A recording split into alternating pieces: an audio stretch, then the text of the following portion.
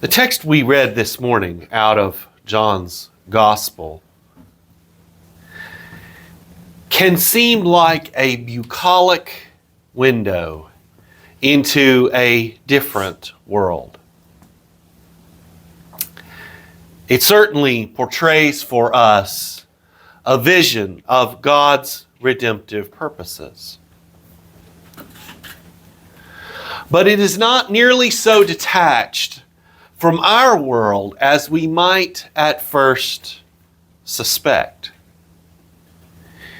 Indeed, it is a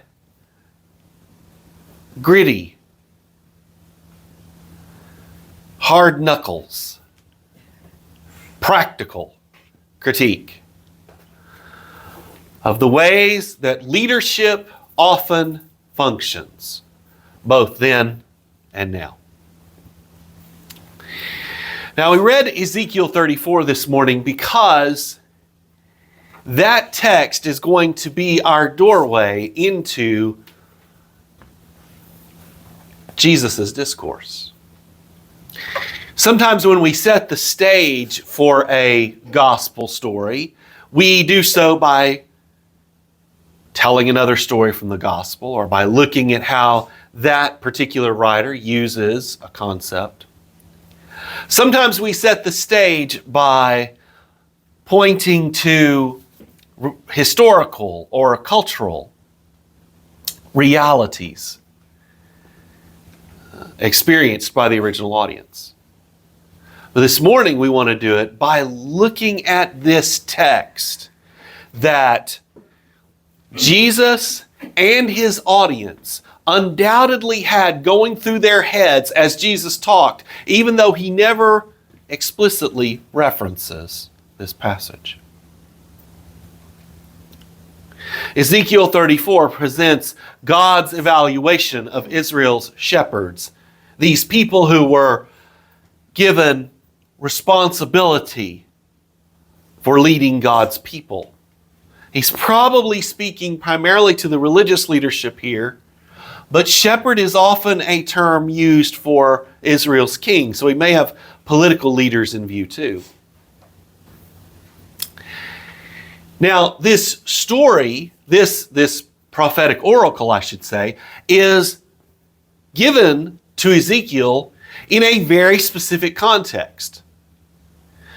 The cataclysmic events known as the Babylonian exile and its aftermath.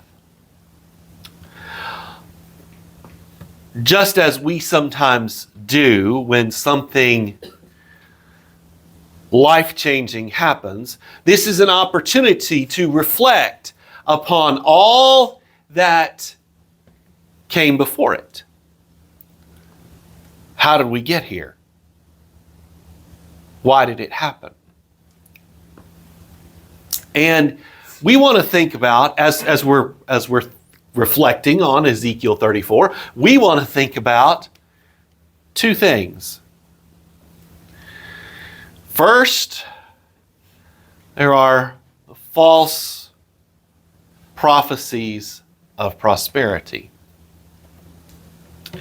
Throughout their ministries, Ezekiel and Jeremiah had to labor to disabuse people of notions that had been created by other people who supposedly represented God. Throughout their ministries, Ezekiel and Jeremiah called the people of God to repent and predicted, if you don't repent, there's a disaster coming. But other people were saying, no. Jerusalem is God's city. The temple is God's temple. He's never going to let something like that happen to us. That's not going to happen. And why did the people listen to these false prophets rather than Ezekiel and Jeremiah? Because it's what they wanted to hear. In modern social scientific terms, we call it confirmation bias. You have a whole pile of data in front of you, and what happens is your mind just goes through the pile, and anything that doesn't agree with what you already believe, you just throw it away. Now, our minds are great sorting machines. That's what they are, really. They just, not important, not important, not important, not important. Oh, I need to grab this. Put it away. Not important, not important, not important. Because we get so much input at any one time. They've even done experiments to show, like they'll be showing a group of students a basketball game. This is a famous experiment. And they ask the students to count how many times the ball is passed in a particular possession. But in the middle of it, a guy in a gorilla suit runs down the middle of the court. And at the end, they ask, by the way, did you see the guy run down the middle of the court in the gorilla suit? What gorilla? Is the response that they often get. That's how we are. All of us. If we're not careful, we just don't see what's actually there. Our brains literally go, nah, can't be.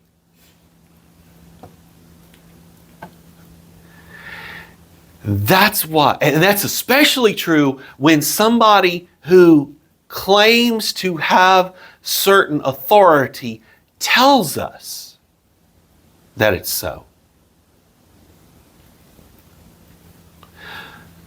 So you'll have people that they'll go hunting through the internet looking for one specialist in the field who tells them what they already want to hear. And then they trumpet, see, this guy says it's true, it must be true. Now, what's the other thing that we need to be thinking about?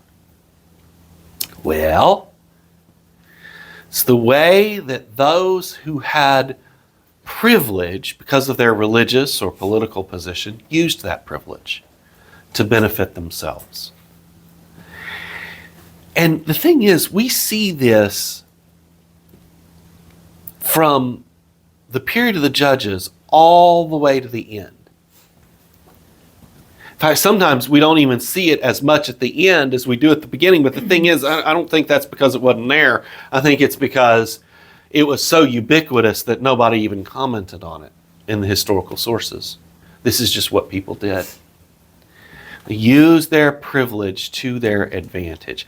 One comment that we do get sort of on that vein is during Manasseh's long reign in the middle of the 7th century, he made Jerusalem flow with blood. That's how many people he killed.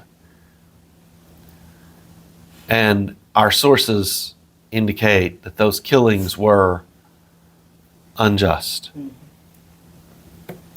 But the king is using his position to eliminate those who disagree with him, or who somehow he just doesn't like for whatever reason.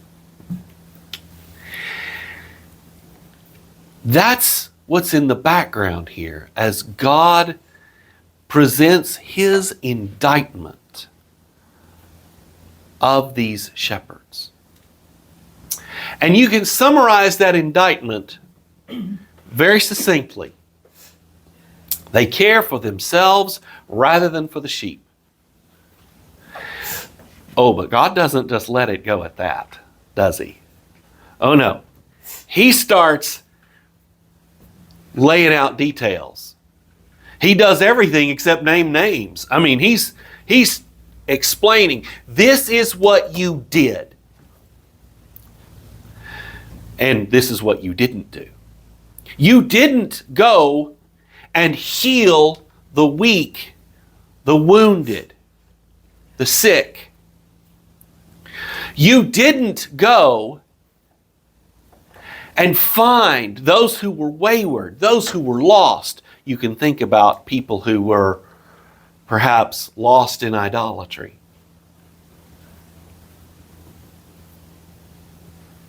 You did rule harshly, brutally,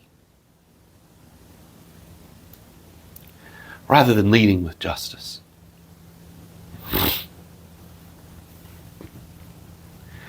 It's a stinging indictment, especially for shepherds.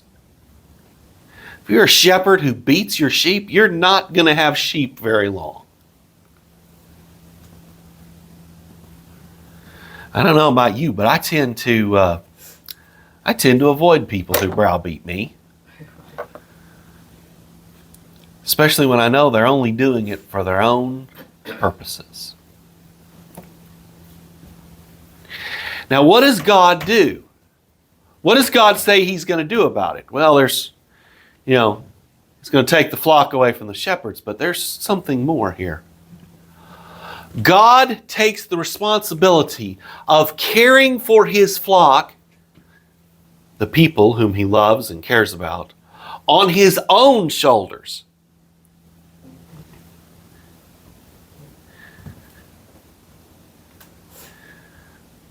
Sometimes, if you want something done right, you got to do it yourself. So what does God promise to do? He promises to heal the hurting. He promises to gather the scattered. He promises to lead with justice. All of those things that the other shepherds didn't do, and for good measure, one more. He promises to pasture them in peace and abundance. If you're a sheep, the only way you're going to lie down is if you feel safe. Right? He's going to pasture them in peace and abundance. Now, it is this assessment of Israel's shepherds, of its political and religious leaders, particularly its religious leaders, that stands in the background of our text this morning. It just cries out for our attention as Jesus turns His attention to His own role in this unfolding drama. Now, you could, I guess, preach these as separate sermons, in order to make your sermon series work out right. But you really can't, because they're intertwined. So let's first look at Jesus as the gate. What's the point that Jesus is trying to make by using this analogy, by using this metaphor? Well, with gates, you can imagine lots of different things, right? But Jesus explains specifically how He wants the metaphor to be interpreted. The gate has two functions. The gate, first of all, protects the sheep from predatory leadership. How does it do that? Well, it's real simple. It's sort of like a litmus test that separates legitimate leadership from illegitimate leadership. If somebody comes in over the fence, then you know that they're simply, as Jesus describes them, a thief and a robber. They're a criminal. And they do what criminals do. They steal, kill, and destroy. Because they don't care about you. They're doing it for themselves. Right? So, it does not matter in the end how good a public speaker they are, how pretty or muscular they are. Doesn't matter how good they are at the nickels and noses. They cannot, they should not lead God's people if they do not enter by the gate. The gate being Christ. And there's another point. Because that gate is Christ, that gate is also shaped like a cross.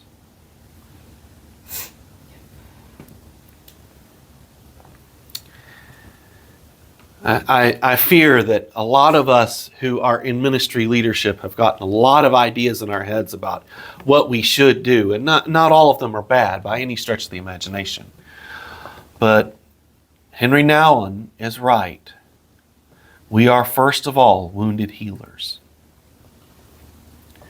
We are those who come to the sheep through the gate that is called Christ. And we come through that gate bearing our own burdens of sin, of shame, of hurt, of grief, sorrow, fear, doubt, questions, all of those things. But we are qualified to come through that gate because we recognize that that gate is shaped like a cross and we are carrying our own cross. But Jesus uses this gate image in another way, second way. The gate is the portal to salvation. The sheep come in and go out. Now, this is really interesting. John plays a little bit of a word game here with you.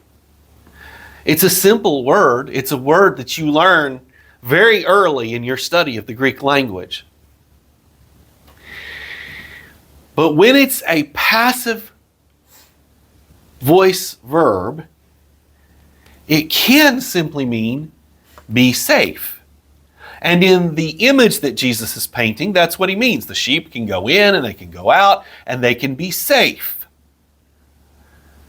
But of course, as I said, John's playing word games with you. Because the passive tense, or the passive voice, I should say, of that verb also means be saved, which is how a lot of translations take it. John wants you to catch that irony. John wants you to catch that wordplay.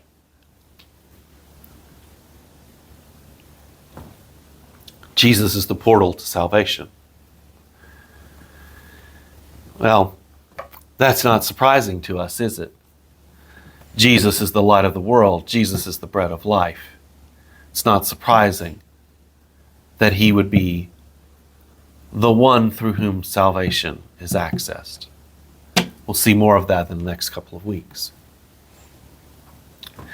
So that's Jesus functioning as the gate. But here's the thing. Almost from the beginning of this text, Jesus starts mixing his metaphors. It's like he got a bad case of Paul. Paul likes to do that. Well, Jesus starts to do it here. And the reason is because there's some really important points he's wanting to make. He starts talking about the shepherd before he's ever even really fully identified himself as the gate. Why does he do that? Because Jesus as the good shepherd is his primary analogy. It's the one he really wants to drive home.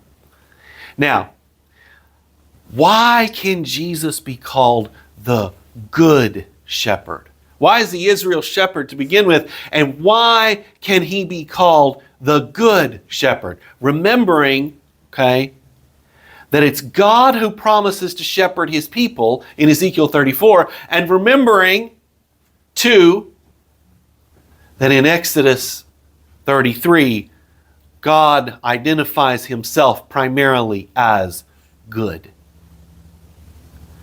Indeed, that was such an important thing that in another place Jesus told an inquirer, "Why do you call me good?" No one is good except God alone. Right? So why is Jesus the good shepherd? Well, there are three proofs in our text. One reason is that Jesus presents himself to the gatekeeper. Jesus presents himself to the gatekeeper. that is, to God.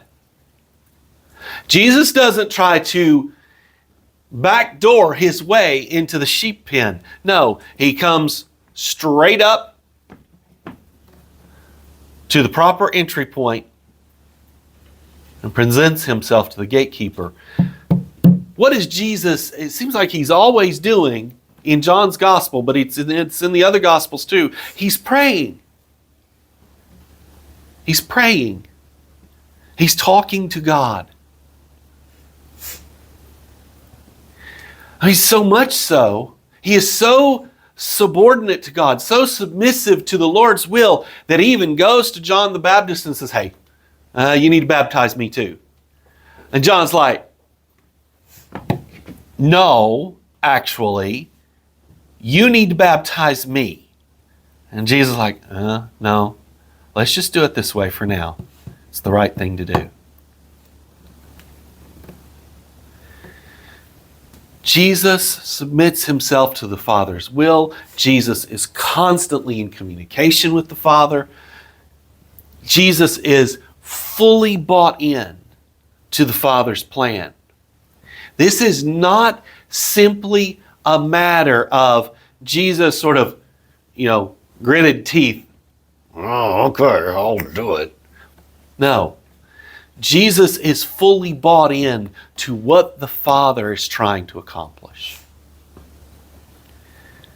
Jesus presents himself to the gatekeeper. The second proof is that Jesus knows his sheep and his sheep know him. That not only legitimates Jesus' position as the shepherd, but it also gives an inkling of his goodness. There is, in fact, a deep and compassionate, empathetic even, connection between Jesus and his sheep. His sheep know him so well that they know his voice. They can separate his voice from the voice of others. And he knows his sheep so well that he knows them by name. There is a lot communicated in that very simple image. It is true that our society gets too obsessed with the individual and just sort of creates a sort of just me and Jesus Christianity, and that's not the gospel. But one of the things that we as Baptists have rightly insisted upon is that your relationship with Christ may not be private, but it is personal. He knows you. He knows your name. He knows your story. He knows your strengths and your weaknesses. But of course, in John's thought world, that's not surprising, is it? Because through him all things were made, and nothing was made without him. Okay? But perhaps the most important proof of Jesus' legitimacy as the shepherd, as the good shepherd, is the fact that he lays down his life for the sheep. Now, what's really, I think, remarkable about the way that Jesus puts this together is that he isn't just talking about the love that would lead him to sacrifice for the sheep, although he is talking about that. He's also talking about this remarkable authority. Jesus has the right, Jesus has the authority to lay down his life and to take it up again. Now, take that one, put it in your brain, and keep it there for next week when we talk about Jesus as, well, next week or week after next, as we talk about Jesus as the resurrection and the life, in the context of raising Lazarus from the dead. Very shortly in John's story, Jesus will give an embodied demonstration of the authority that he has over death and over life. So Jesus is the good shepherd. But what does the good shepherd do for the sheep? Well, it's not surprising. Now, Jesus does this in short form, mostly. But he provides for the sheep. He protects the sheep. There's an added one. I have other sheep in another sheep pen. I'm going to bring them along too, and they will be one flock with one shepherd. He unites his sheep.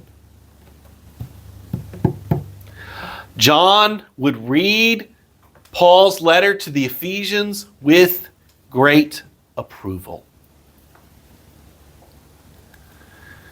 Jesus takes these two flocks that have hitherto been separate, one of whom looking down on the other,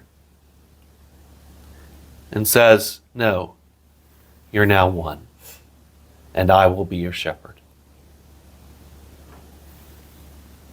Now, what is the consequence of this shepherding activity, this activity as the gate? What is it, the result, the big result of this whole conversation?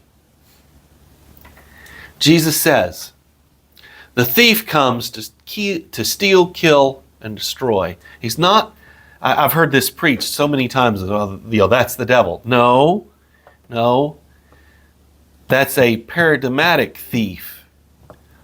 One of these religious leaders who acts like the devil. It's too easy for us to separate this text from our own experience. The thief comes to steal, kill, and destroy. But it's in that context that Jesus says, I have come that they have life. And it's kind of hard to translate that next phrase. The NIV kind of takes a go at it, that they have it to the full. It's kind of a little more wooden than you normally get out of the NIV. But the idea is, think about it this way. It's sort of like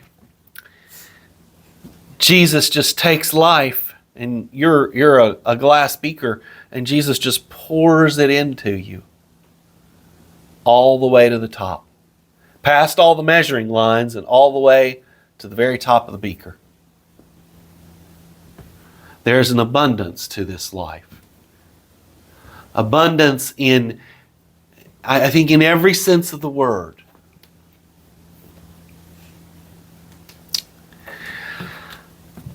But I think that promise is a good place for us to turn to our conclusion. Because Jesus' words, then and now, are both challenging and controversial.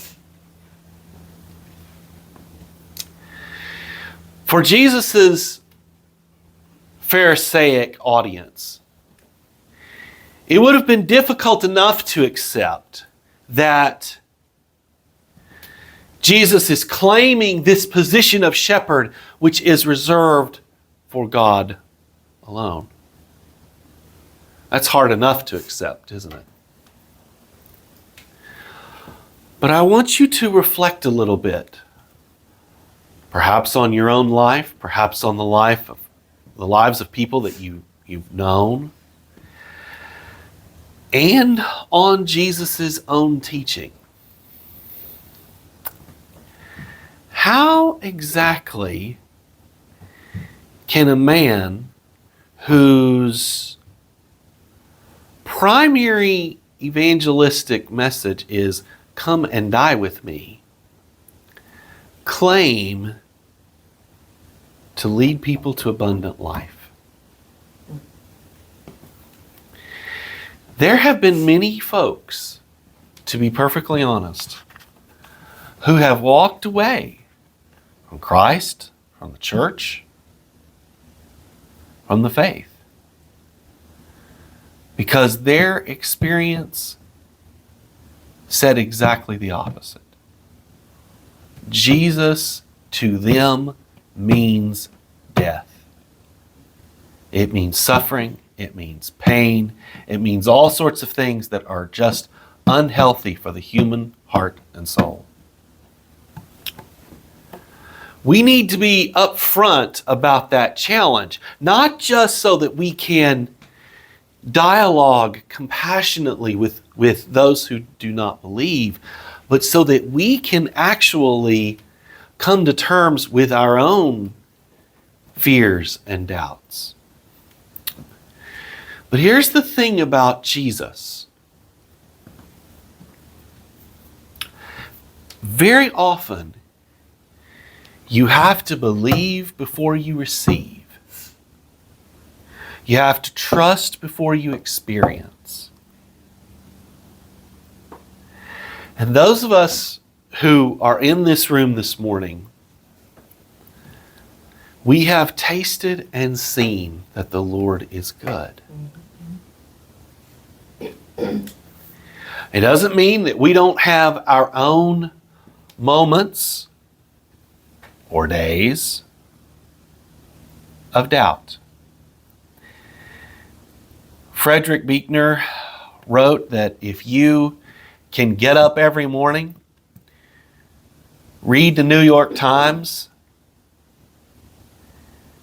and believe this all every day, then either you don't really know anything about the suffering of the world or you don't really know what it means to believe.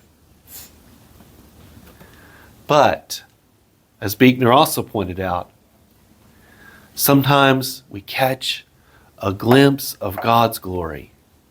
We see the world through the eyes of faith. And it gives us the strength to carry on. Jesus is calling us to life. Now, the doorway, as we said, is shaped like a cross. We've said that over and over again, haven't we? It's really interesting that Matthew, who seems to focus a whole lot on works righteousness, and John, which seems to focus a whole lot on faith, both agree that the cross is the portal. But we believe. And because we believe, we walk with Jesus, even through the valley of the shadow of death.